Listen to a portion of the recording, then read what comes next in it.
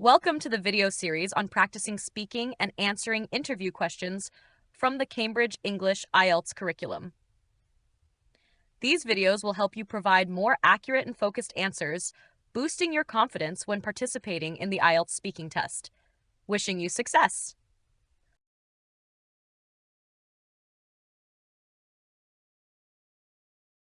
How did your parents choose your name?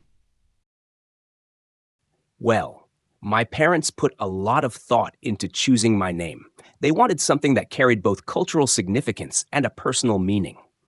In fact, my name was inspired by my grandfather, who was a highly respected figure in our family. They believed that naming me after him would bring me good fortune and instill in me the values that he embodied. Moreover, my name has a beautiful meaning in my native language. It symbolizes wisdom and perseverance, which are qualities my parents hoped I would develop as I grew up. Interestingly, they also considered how my name would sound in English, just to make sure it would be easy to pronounce internationally. Overall, I really appreciate their choice because my name feels like a meaningful part of my identity, and I think it has shaped my personality in some ways. Does your name have any special meaning? Yes, my name carries a significant meaning, and that's something I truly appreciate. In my native language, it symbolizes wisdom and perseverance, which are qualities that my parents hoped I would develop as I grew up. It's quite a meaningful name because, in our culture, names are often chosen based on their deeper significance rather than just how they sound. Interestingly, my name also has historical and literary connections. It appears in ancient folklore, representing a character known for their intelligence and resilience. Knowing this makes me feel a strong sense of identity and pride in my name. Over the years, I've come to realize that my name has shaped how I see myself. Since it conveys positive traits, it has motivated me to live up to its meaning and strive to be a better version of myself every day. Is your name common or unusual in your country? Well, my name is fairly common in my country, but it still feels unique to me because of its personal significance. Many people share the same first name, as it has strong cultural and historical roots. It's been popular for generations because it carries a positive meaning and reflects certain desirable qualities like wisdom or strength. That being said, my full name, including my middle name, makes it more distinctive. My parents specifically chose a combination that isn't very typical, so I don't come across many people with the exact same name. Interestingly, I've noticed that my name can sometimes lead to different assumptions about my personality. Since it's associated with well-respected figures in history, people tend to expect me to be mature and responsible. I think that's quite fascinating because, in a way, our names can shape how others perceive us.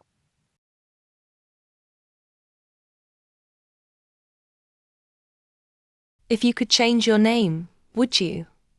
Why not? Honestly, I wouldn't change my name, even if I had the chance. Over the years, I've developed a strong sense of attachment to it because it represents my identity and family heritage. My parents chose it with a lot of thought, and it carries a beautiful meaning that resonates with me. Moreover, I believe that a name is more than just a label. It's a part of who we are. Changing it would feel like letting go of an important piece of my personal history. Plus, my name has become a reflection of my personality, and people associate it with me. That being said, if I had to choose a different name for some reason, perhaps for professional or artistic purposes, I'd go for something simple yet elegant. But overall, I'm perfectly happy with the name I have and wouldn't change it for anything.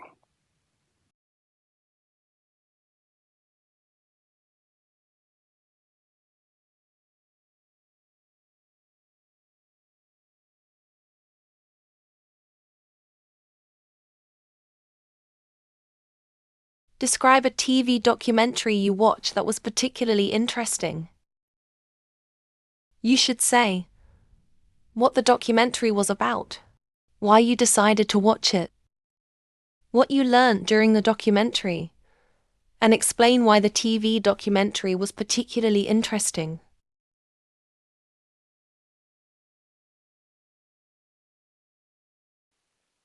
One of the most fascinating documentaries I've ever watched is Our Planet, a breathtaking nature documentary series narrated by Sir David Attenborough.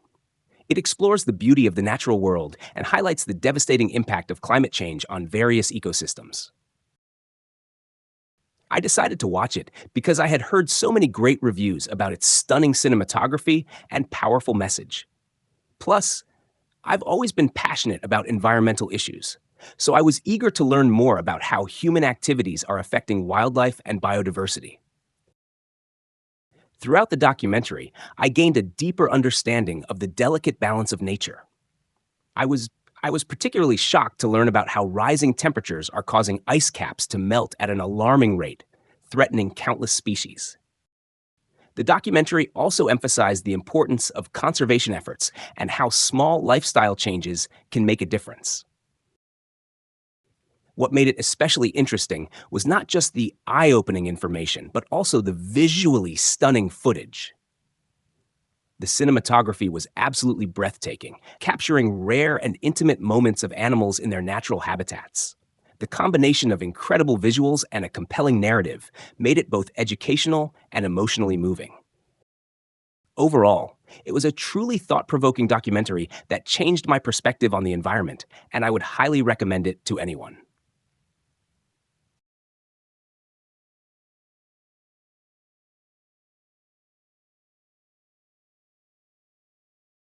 What are the most popular kinds of TV programs in your country? Why is this? In my country, a variety of TV programs are popular, but I'd say reality shows, drama series, and news programs dominate the scene. Firstly, reality shows are a huge hit because they offer entertainment, drama, and sometimes even inspiration.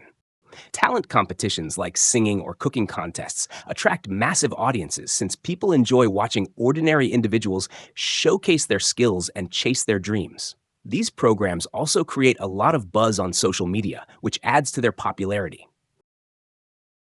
Secondly, drama series, especially those with engaging storylines and well-developed characters, have a massive following. Many people love historical dramas and family-oriented series because they reflect cultural values and societal issues. They also provide a form of escapism, allowing viewers to immerse themselves in different worlds. Lastly, news programs remain widely watched because people want to stay informed about current events, both nationally and globally. With the fast-paced nature of today's world, reliable news sources on television help people keep up with important developments. I believe these types of programs are so popular because they cater to different interests. Some offer entertainment, others provide emotional connection, and some keep people well informed. Ultimately, television remains a major source of both information and relaxation in my country. Do you think there are too many game shows on TV nowadays? Why?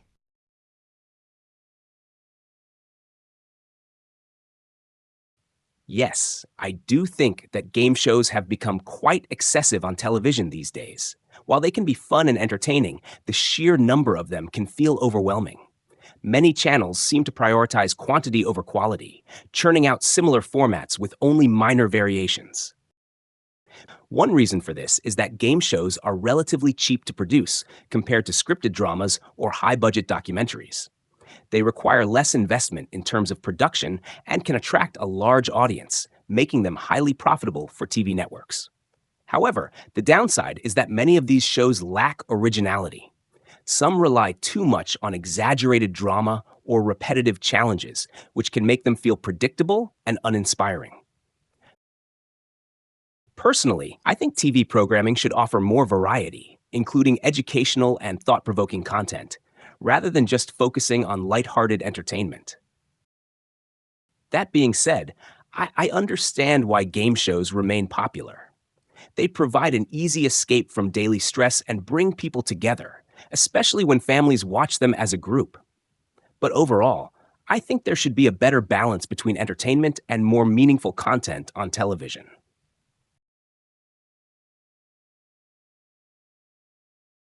Do you think TV is the main way for people to get the news in your country?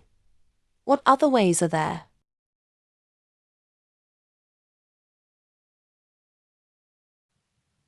To some extent, television is still an important source of news in my country, especially for the older generation. Many people, particularly those who are not tech-savvy, rely on national TV channels for daily updates because they consider them to be trustworthy and convenient. Evening news broadcasts remain a staple in many households, providing comprehensive coverage of local and international affairs.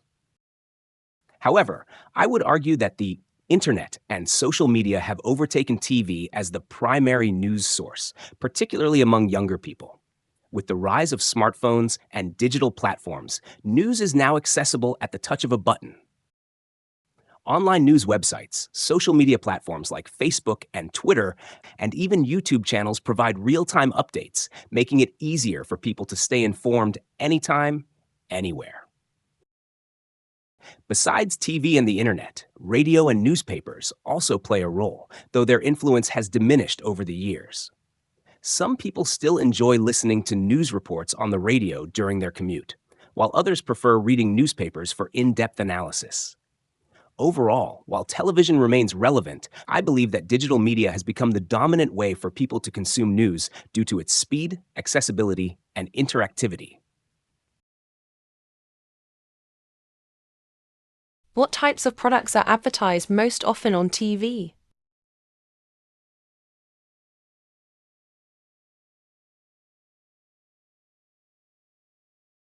Television advertisements cover a wide range of products, but some categories appear far more frequently than others.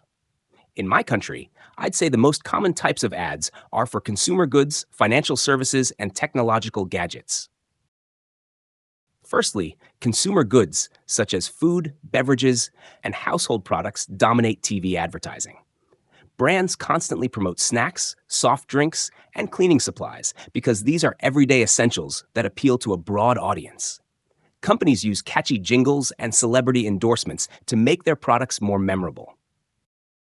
Secondly, financial services, such as banking, insurance, and investment plans, are also heavily advertised. These commercials often aim to build trust and encourage people to secure their financial future.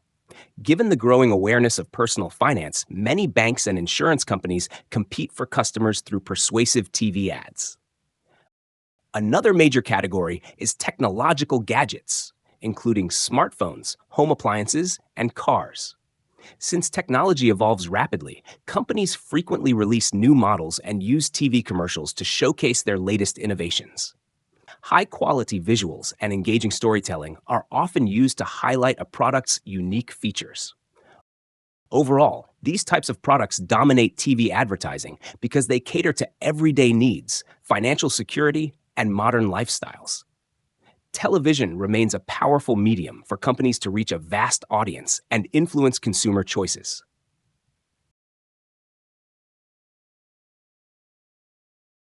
Do you think that people pay attention to adverts on TV? Why do you think that is?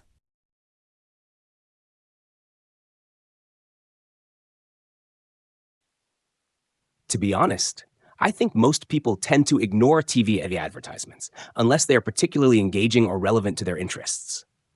With the rise of streaming services and on-demand content, viewers nowadays are less inclined to sit through commercials. Many people switch channels, use ad blockers, or simply turn to their smartphones during ad breaks, which shows that traditional TV advertising is losing its effectiveness. One major reason for this is ad saturation. People are bombarded with countless commercials every day, which makes them desensitized to advertising. When viewers see too many repetitive or overly promotional ads, they start tuning them out. That being said, some adverts still capture attention, especially those that are well-crafted, emotionally engaging, or humorous.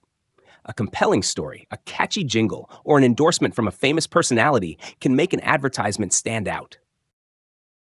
Additionally, commercials that offer genuine value, such as discounts, limited time offers, or useful information, are more likely to grab people's interest. Overall, while traditional TV ads struggle to hold attention, creative and well-targeted commercials can still be effective in influencing consumer behavior. How important are regulations on TV advertising?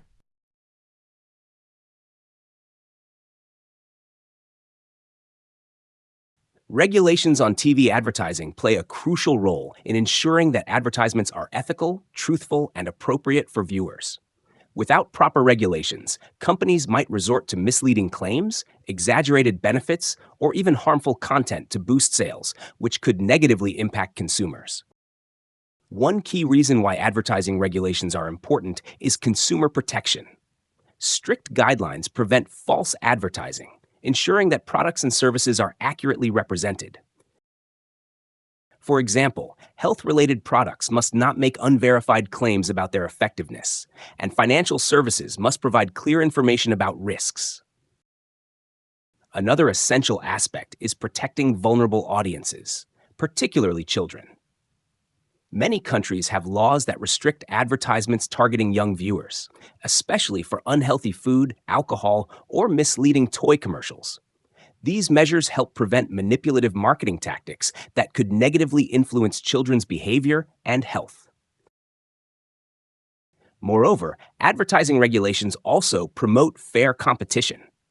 Without rules, large corporations could engage in unfair marketing practices that harm smaller businesses. Regulations ensure a level playing field, encouraging companies to compete based on quality and innovation rather than deceptive advertising strategies. In conclusion, without proper regulations, TV advertising could become manipulative and misleading. Well-enforced policies not only safeguard consumers, but also create a fairer and more responsible advertising industry.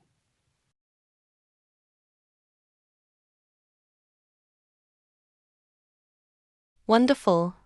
Thank you for joining us in today's interview. Wishing you good health and the best of luck.